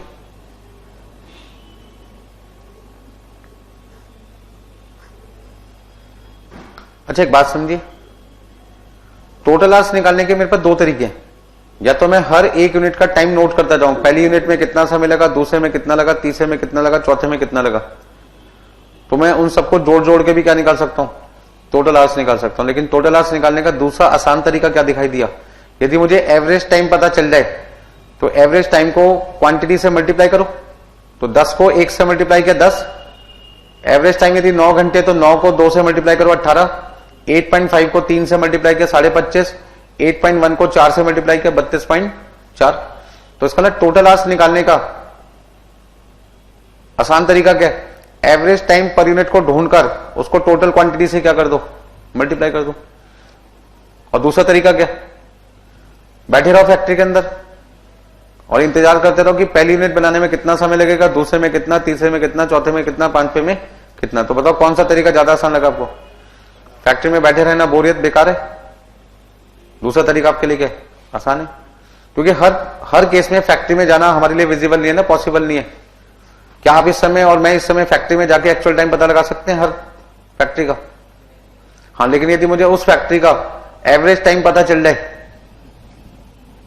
तो मैं आगे का काम कर सकता हूं। तो ध्यान दीजिए।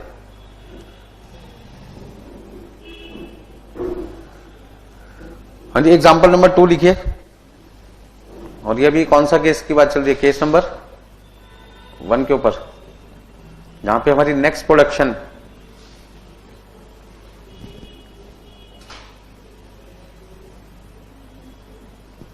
डबल है किसके?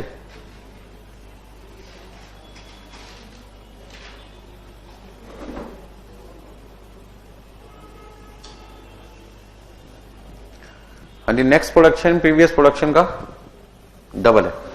तो देखिए क्वेश्चन में क्या क्या चीजें दे रखी है। अच्छा, एक बात और ध्यान देना, पहली यूनिट का एक्चुअल टाइम और पहली यूनिट का एवरेज टाइम हमेशा क्या होगा? बराबर होगा। पहली यूनिट का एक्चुअल टाइम, पहली यूनिट का टोटल टाइम और पहली यूनिट का एवरेज टाइम, तीनों चीजें क्या होती हैं? बराबर। एक यूनिट बनाने में एक्चुअल में 10 घंटे लगे तो टोटल टाइम भी कितना लगा? 10, और उसका एवरेज भी कितना है? 10 है। तो हमें क्वेश्चन में क्या दे रखा है? Actual time for producing first unit equal to, मान लीजिए कितना समय दे रखा है? 100 hours. Labour rate per hour, हाँ जी, आपको दे रखा है मान लीजिए 30 रुपए।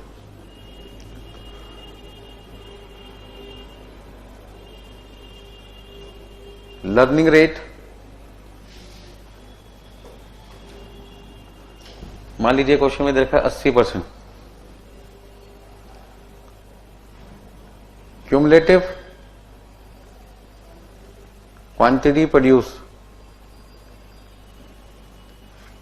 आपको दे रखा है क्वेश्चन में 2, 4, 8 और कितने? 16। हाँ जी, फाइंड क्या करना है आपको?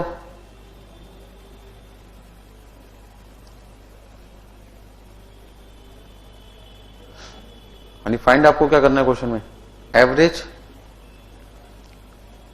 Time per unit. दूसरा टोटल लेबर आवर्स। तीसरा टोटल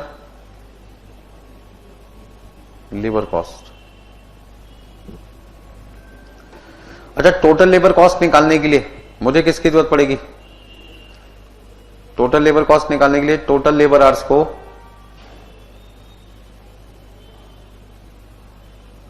मल्टीप्लाई करना पड़ेगा किससे? लेबर रेट पर आवर से। फिर टोटल लेबर आवर्स निकालने के लिए एवरेज टाइम पर यूनिट से,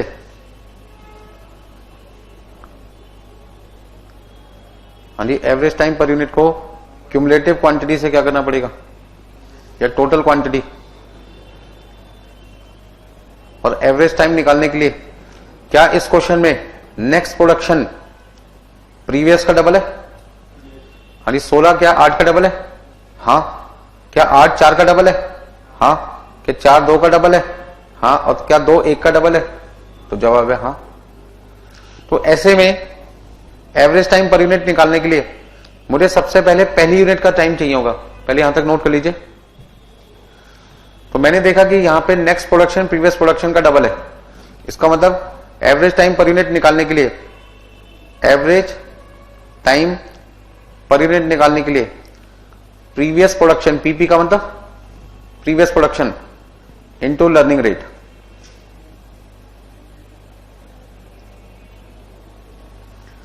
एवरेज टाइम पर यूनिट यदि मुझे नेक्स्ट प्रोडक्शन का चाहिए, एनपी का मतलब होगा नेक्स्ट प्रोडक्शन,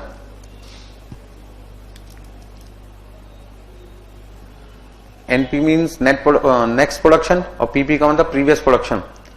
तो यदि नेक्स्ट प्रोडक्शन का एवरेज टाइम पर यूनिट चाहिए तो प्रीवियस प्रोडक्शन का एवरेज टाइम पर यूनिट को लर्निंग रेट से क्या कर दो? मल्टीप्लाई कर दो।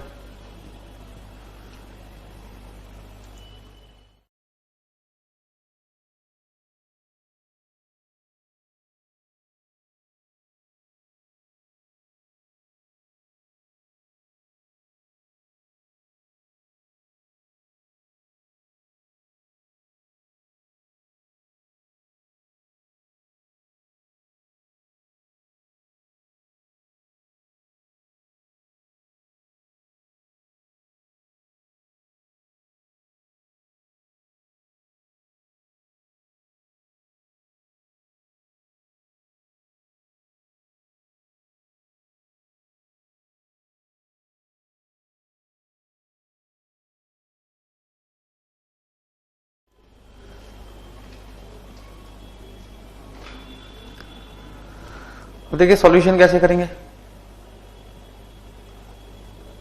सबसे पहले आपने लिखा क्यूमुलेटिव क्वांटिटी,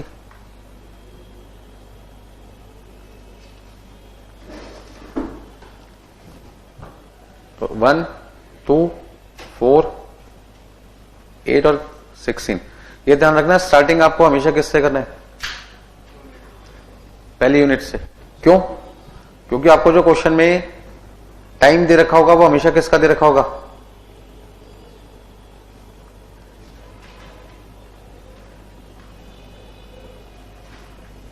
फर्स्ट यूनिट का दे रखा होगा।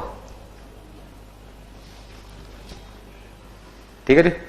और आप तो सब जानती है फर्स्ट यूनिट का एक्चुअल टाइम, फर्स्ट यूनिट का टोटल टाइम और फर्स्ट यूनिट का एवरेज टाइम तीनों क्या होते हैं, सेम। तो मैं यहां पे लिखूंगा एवरेज टाइम पर यूनिट, जो कि पहले का तो मुझे दे रखा है, निकालने की जरूरत नहीं है। लेकिन दूसरे का निकालने के लिए क्या करना पड़ेगा,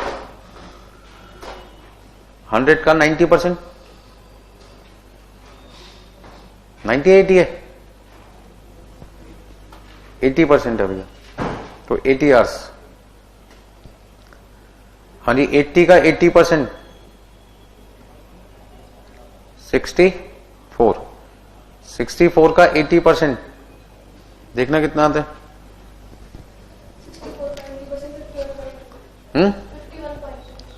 51.2।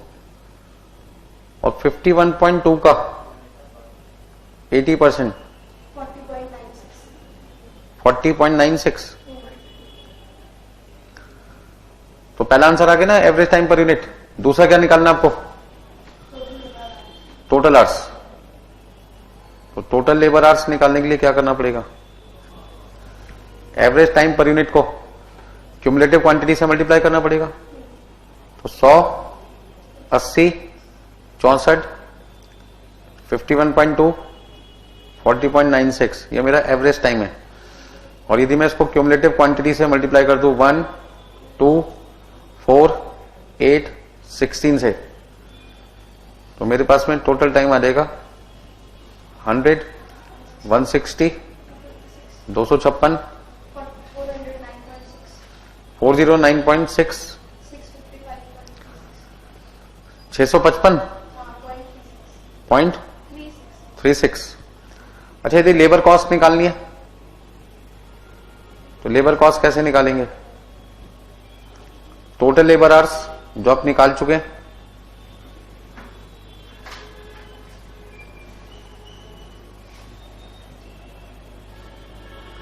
अच्छा लेबर रेट पर आवर कितना था, 30 रुपीज।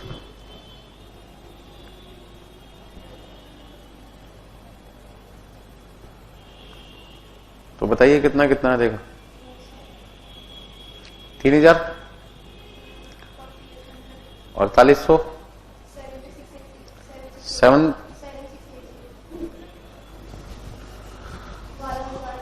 12,288 और 1966 राउंड ऑफ करना चाहो तो क्या कर दो, 1966 1 कर दिया, 0.8 आ रहा था ना।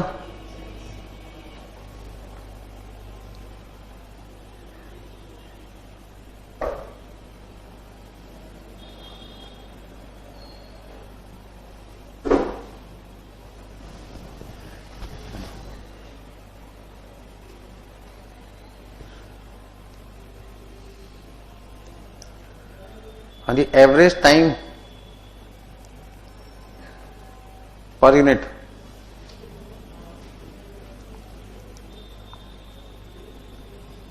फर्स्ट यूनिट और एक्चुअल टाइम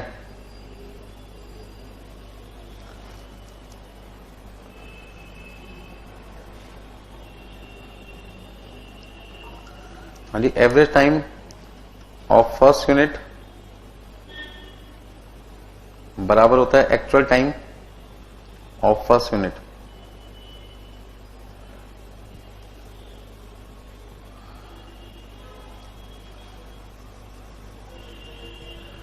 ये आपको क्वेश्चन में हमेशा गिवन होता है। और ये आपको चाहिए होता है।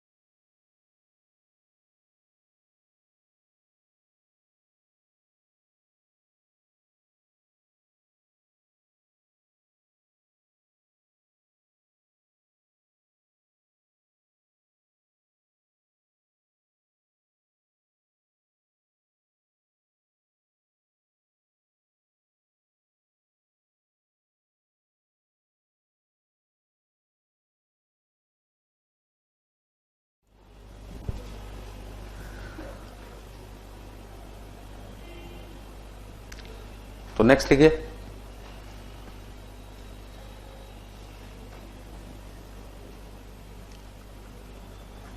Third example, average time taken for producing first unit equal to 80 घंटे।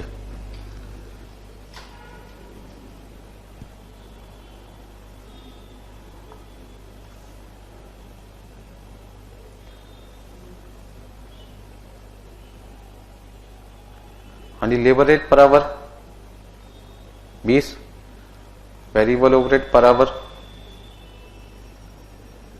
15, material cost per unit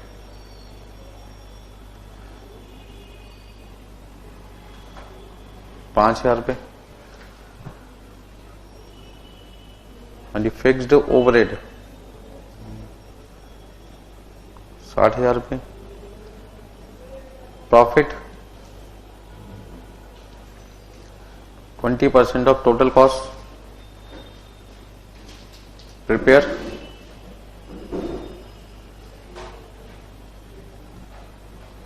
cost sheet if cumulative quantity produce A option 2 units, B option 4 unit, C option.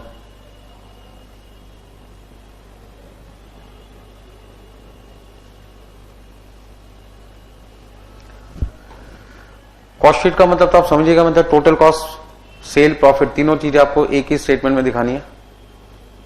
But उसके लिए आपको सबसे पहले क्या निकालना पड़ेगा, टोटल कॉस्ट। और टोटल कॉस्ट में मटेरियल कॉस्ट, लेबर कॉस्ट और वेरिएबल ओवरहेड। फिक्स कॉस्ट तो निकालने की जरूरत ही नहीं है, वो तो आपको 60,000 रुपये दे रखी है। तो मैं आपसे सबसे पहले क्या निकलवाना चाहूंगा, पिछले एग्जाम्पल की तरह मुझे पहले टोटल लेबर आवर्स निकाल के दीजिए। सबसे पहले क्या निकालो, टोटल लेबर आवर्स। क्यों? क्योंकि जो लेबर रेट है वो भी बराबर है और वेरिएबल ओवरहेड भी क्या है, बराबर। तो जैसे ही मुझे क्वेश्चन में टोटल आवर्स मिल जाएंगे, एक बार लेबर रेट बराबर 20 रुपए से मल्टीप्लाई करूंगा और एक बार किससे, 15 से। तो मुझे यहां पर 2 यूनिट, 4 यूनिट, 8 यूनिट, 16 यूनिट बनाने की लेबर कॉस्ट और क्या मिल जाएगी, वेरिएबल ओवरहेड कॉस्ट मिल जाएगी। फिर बाद में मैं उसे 5,000 पर यूनिट से मल्टीप्लाई करूंगा, 2, 4, 8, 16 को, तो मुझे मटेरियल कॉस्ट पे मिल जाएगी। मेरे ख्याल से क्वेश्चन समझ गए कैसे करना आपको।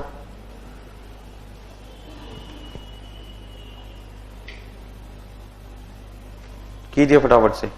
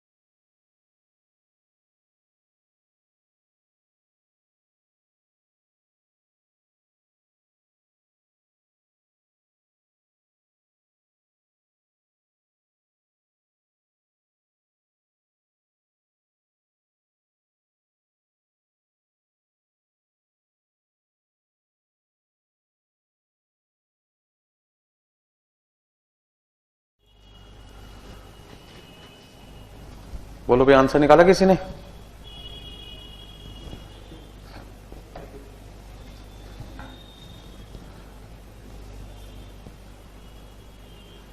तो सबसे पहले एक काम करते हैं, वर्किंग नोट बनाते हैं जिसमें लिखते हैं computation of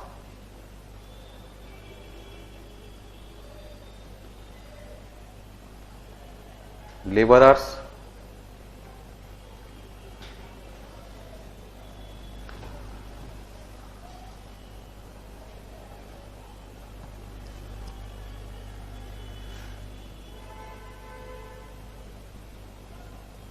labor cost and variable overhead.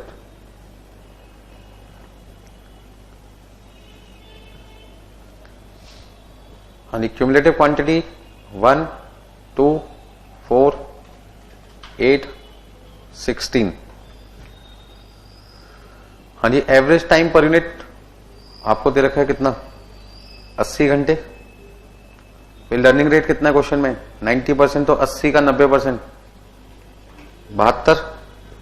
72 का 90%, 64.8 का 90%, 58.32 का 90%।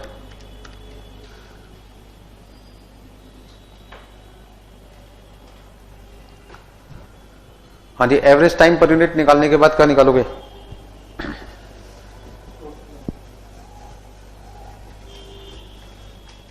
Total hours. तो 80 इंटू 1 80, 72 को 2 से मल्टीप्लाई किया 144, 64 पॉइंट, चलो आखिरी वाले का निकाल लेते हैं 839,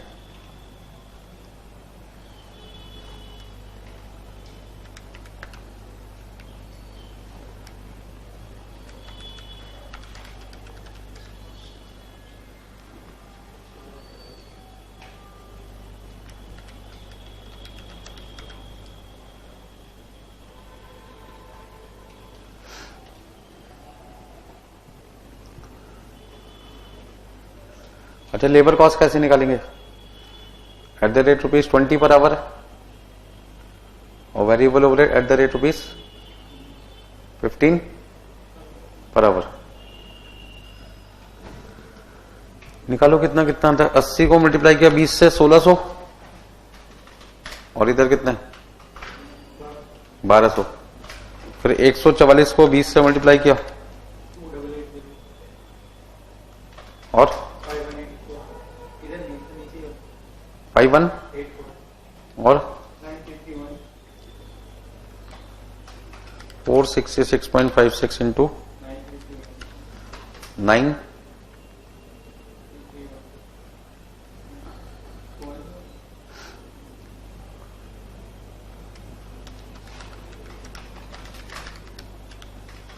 वन सिक्स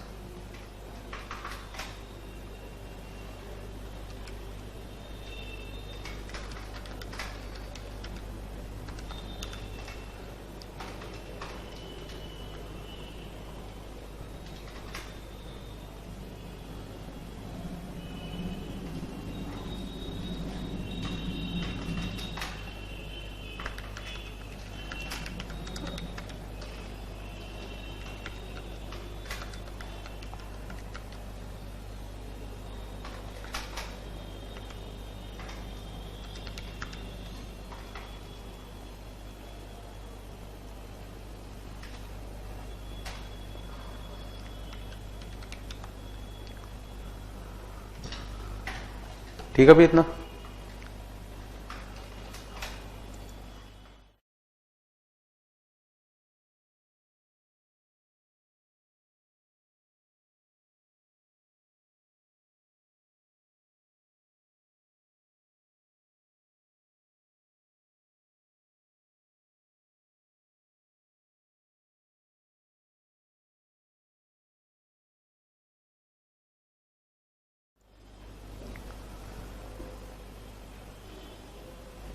यानी सॉल्यूशन में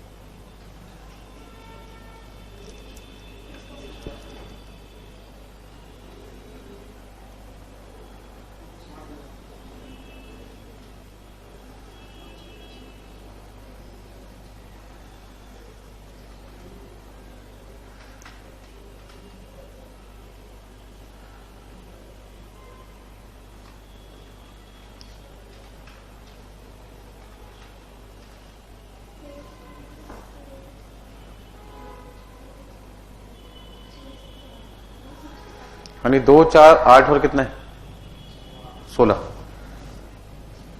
सबसे पहले हम लिखेंगे material cost, labour cost, variable overhead, fix overhead. अच्छा मटेरियल कॉस्ट पर यूनिट कितनी है? तो 10,000, 20, 40, 80,000। अच्छा लेबर कितना कितना निकाले? 1600, 2880। मेरे से यहाँ पे 2800 से है। अच्छा 1600 तो लेना नहीं क्योंकि वो एक यूनिट का आंसर है, तो हमें जो स्टार्टिंग करनी है वो 2 से करनी है, ध्यान रखना। यानी इनसे मतलब है हमें 2880,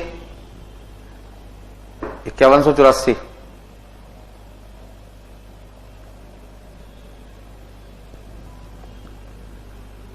9331,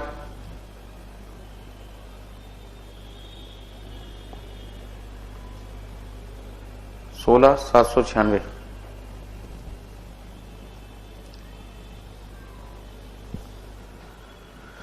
हाँ जी वेरिएबल ओवरहेड 2160, 888, 3888, 6998.4।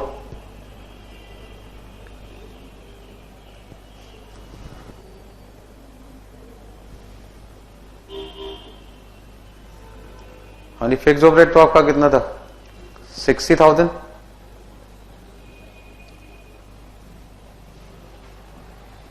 तो टोटल कॉस्ट पहले केस में कितनी आ जाएगी?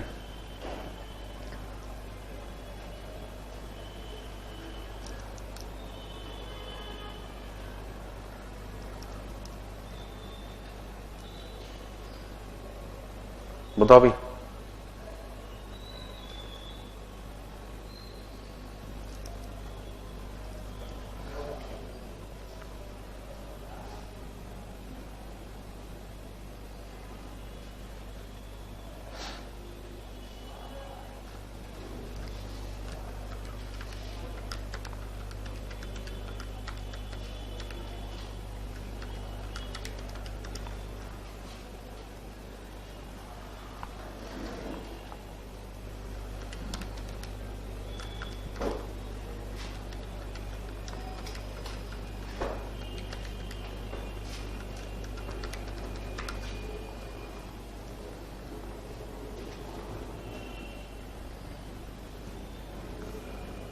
तो प्रॉफिट कितना था?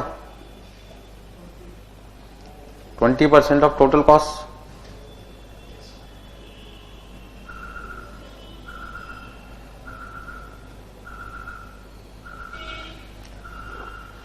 तो सेल वैल्यू आपके पास में आ जाएगी कितनी कितनी?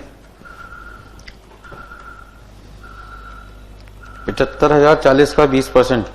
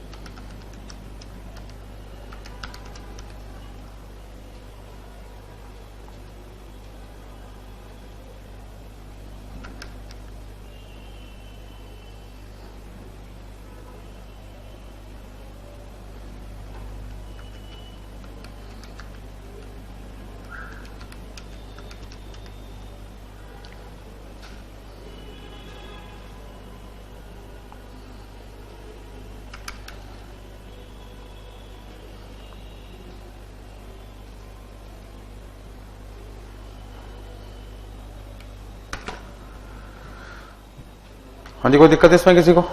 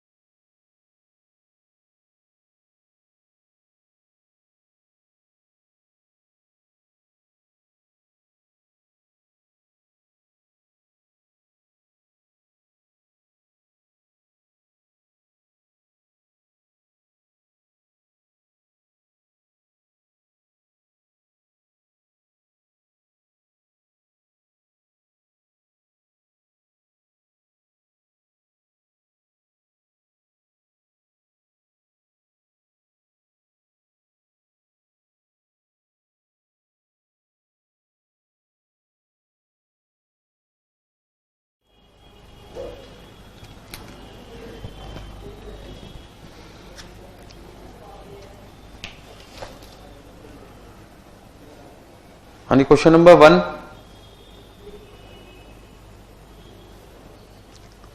First question number.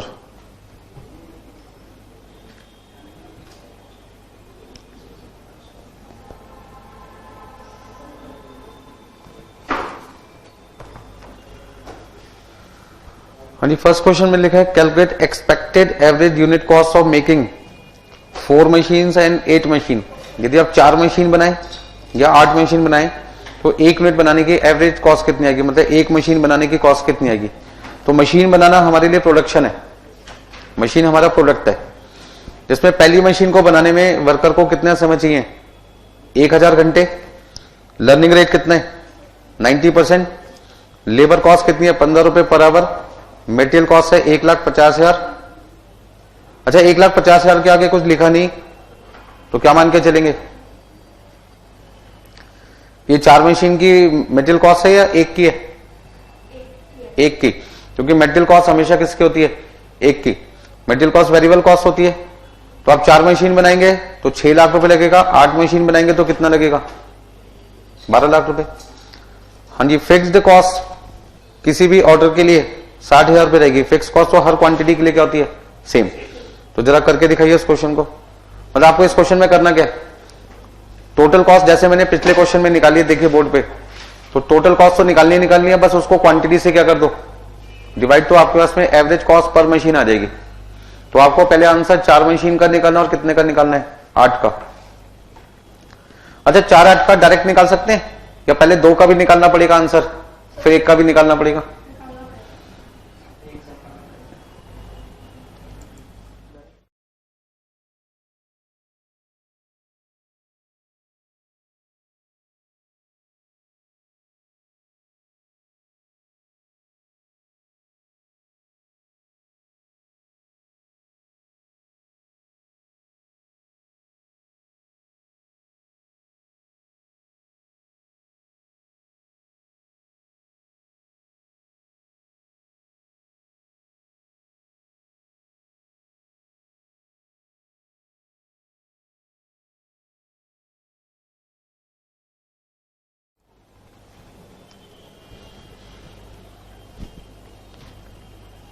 तो देखिए, सबसे पहले हमें क्या करना होगा,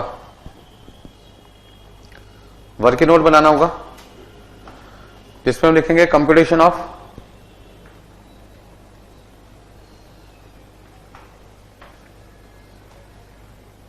labour hours and labour cost.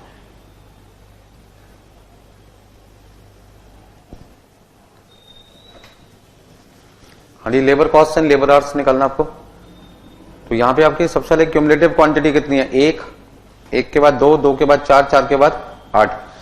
मुझे आंसर देना 4 और 8 का, बट उसके लिए मुझे जरूरत है किसकी, 1 और 2 की। तो यहां पे एवरेज टाइम पर यूनिट, जो पहली यूनिट बनाने में कितना समय लगा, 1000 घंटे। फिर लर्निंग रेट आपका से 90%, तो 1000 का 90% 900, 900 का 90% 810, और 810 का 90% 729।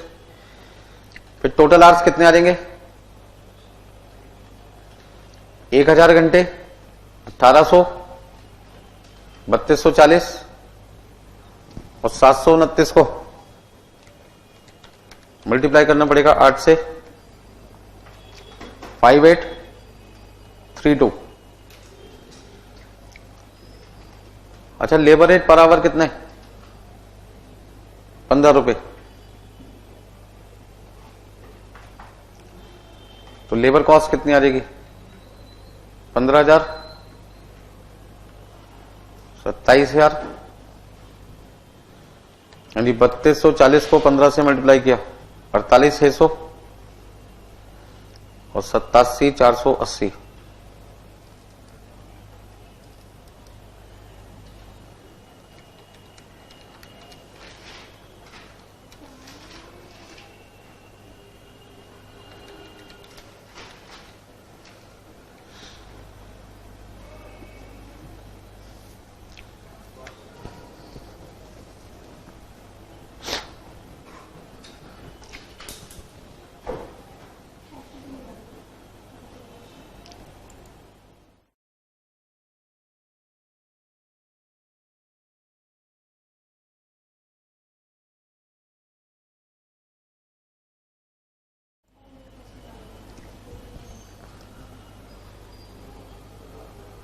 लिख लिया भाई सबने? अब देखिए सॉल्यूशन में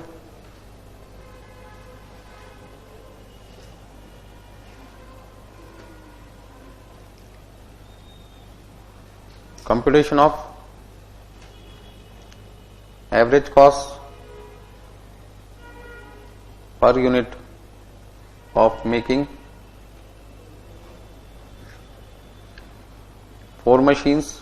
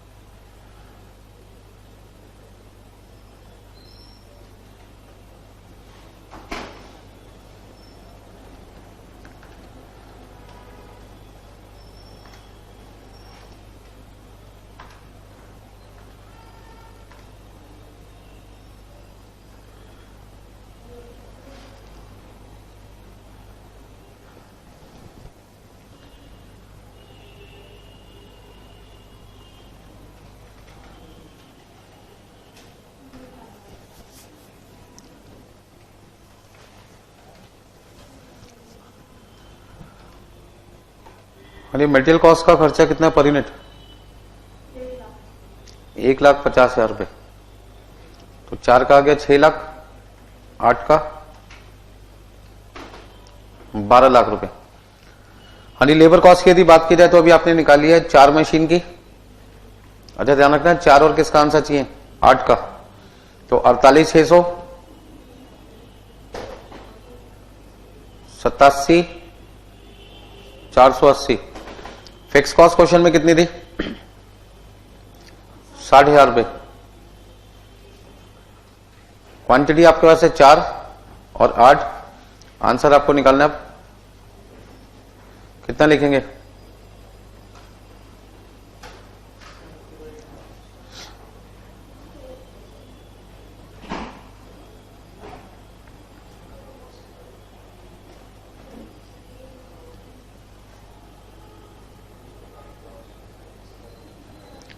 हाँ जी, 177,150 और 168,435।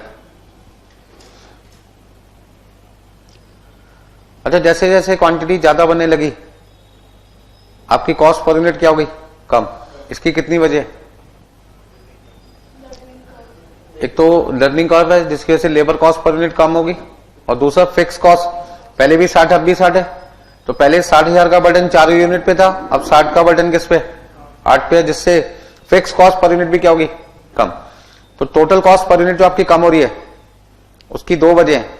एक लेबर कॉस्ट पर यूनिट कम होगी और दूसरा आपकी फिक्स कॉस्ट पर यूनिट भी क्या होगी? कम। हाँ जी, नेक्स्ट क्वेश्चन नंबर 2 आपको करके दिखाना है।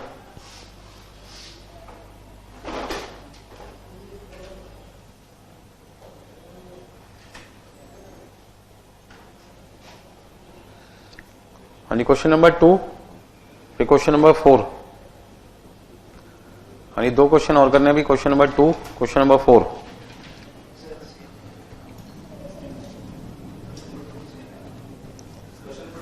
हाँ, सेम है, सिर्फ प्रैक्टिस के लिए। अभी कर लोगे तो कर लोगे, घर जाके कभी नहीं करोगे। तो जब भी आपकी नेक्स्ट प्रोडक्शन प्रीवियस प्रोडक्शन का डबल होगा, समझ लो आपको एवरेज टाइम पर यूनिट की मदद से आप अपना क्वेश्चन सॉल्व कर पाएंगे। तो पता कैसे चलता है कि नेक्स्ट प्रोडक्शन प्रीवियस प्रोडक्शन का डबल है कि नहीं? तो 1 का डबल 2, 2 का डबल 4, 4 का डबल 8, 8 का डबल 16। इसका मतलब यदि प्रोडक्शन आपको 2, 4, 8, 16, 32 ऐसे लिखी हुई दिखाई दे तो समझ लो आपको सिंपल क्वेश्चन मिल गया एग्जाम में। और यदि आपकी प्रोडक्शन ऐसे नहीं है, कभी 4 है, कभी 8 है, कभी 10 है, कभी 15, कभी 20 है, तो समझ लो आपकी किस्मत में एक बढ़िया क्वेश्चन है। फिर मार्क्स भी ज्यादा मिलेंगे ऑब्वियस है, फिर 8 नंबर के आसपास का क्वेश्चन बन जाएगा वो।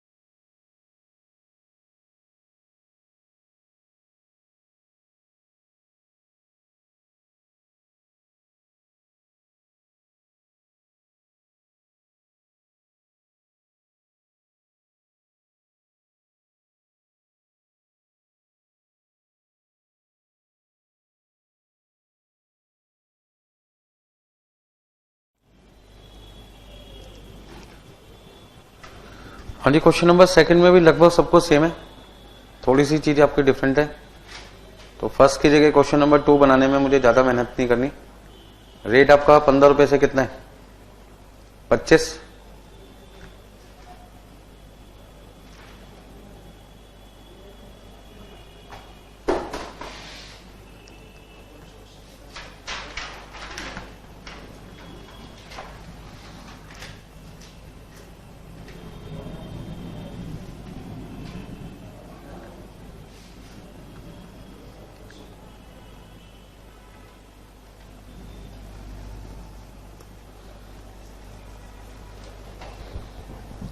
अच्छा, मटेरियल कॉस्ट आपका 1.5 लाख की जगह कितना हो गया? 2.5 लाख। और फिक्स कॉस्ट कितना हो गया? 1.20। तो देखिए लेबर आवर्स तो सेम रहेंगे। लेबर कॉस्ट आपकी 25 रुपए के हिसाब से 25,000, 45,000, 81,000 और कितना आएगा? 145,800। यहां तक कर लिया।